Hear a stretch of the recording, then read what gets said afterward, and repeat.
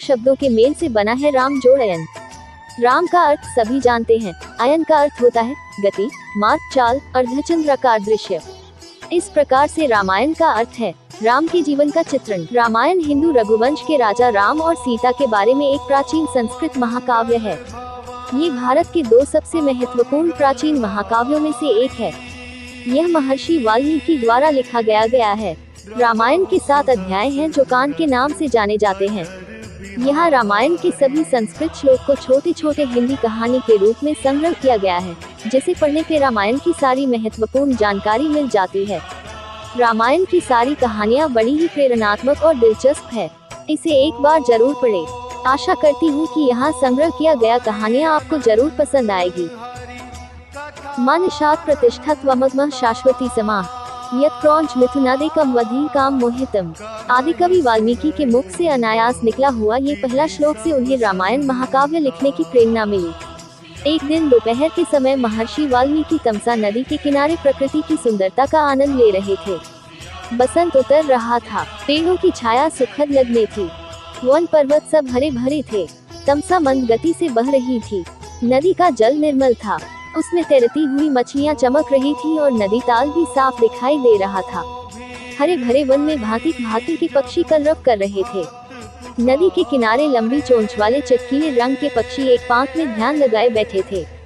उनमें से कभी कोई तेजी से उड़ता और तीर की तरह पानी में चोंच डुबोकर कुछ पकड़कर ले जाता। नदी तट की शोभा को देखकर महर्षि वाल्मीकि के मन में अपार हर्ष था। सहसा उनके कान में क्रौंच पक्षी की सुरीली ध्वनि पड़ी। आँख उठाए तो देखा क्रौंच पक्षी का एक जोड़ा नदी तट पर कलोल कर रहा है। क्रौंच कभी चोंच से एक दूसरे की पीठ सहलाते, कभी थोड़ा सा उड़कर वे इधर उधर बैठ जाते और फिर पास आकर खेलने लगते। महर्षि वाल्मीकि को ये क्रौंच बड़े प्यारे लग रहे थे। इतने में नर क्रौंच को निषाद का तीर कहीं से आकर लगा और वह गिरकर छटपटाने लगा। पति की ये दशा देखकर क्रौंच बड़े करुण स्वर में रोने लगी। क्रौंच मिथुन की ये दशा देखकर ऋषि का हृदय करुणा से भर गया। वे शोक सागर में डूब गए। उनके हृदय की करुणा एक श्लोक में फूट पड़ी। हे निषाद, तू बहुत दिन तक प्रतिष्ठित न रह सकेगा, क्योंकि तूने क्रौंच के जोड़े में से प्रेमवत नर पक्षी को मार डाला है। बड़ी देर तक वाल्मीकि शोक के कारण बेसुध से रहे। जब वे स्थिरचित हुए तब अपने प्रिय शिष्य भरद्वाज से बोले, भरद्वाज, मेरे शोक पीड़ित हृदय से वीणा के लय में गाने योग्य 4 पदों और समान अक्षरों का ये वचन अनायास ही निकला है। मेरा मन कह रहा है कि अवश्य ही यह प्रसिद्ध होगा।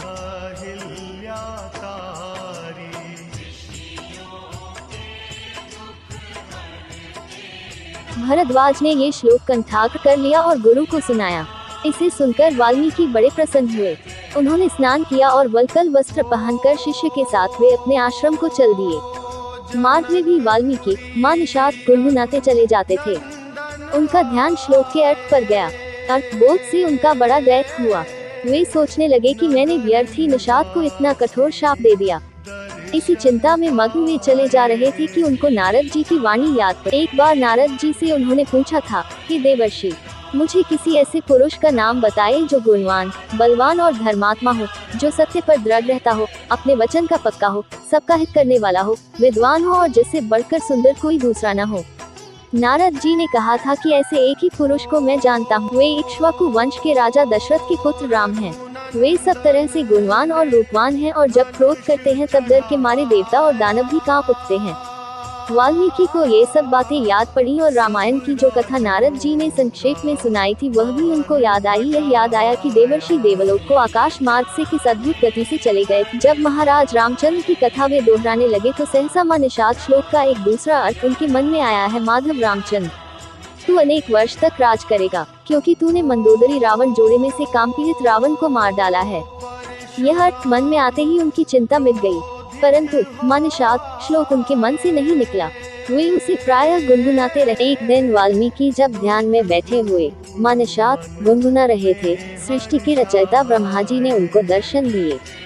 ब्रह्मा जी बोले, ऋषभ, मेरी ही इच्छा से यह वाणी अनायास आपके मुंह से निकली है और श्लोक के रूप में इसलिए निकली है कि आप अनुष्टुप छंदा में महाराज रामचंद्र के संपूर्ण चरित्र का वर्णन कीजिए। श्री राम की कथा संक्षेप में आप नारद जी ने सुन ही चुके हैं।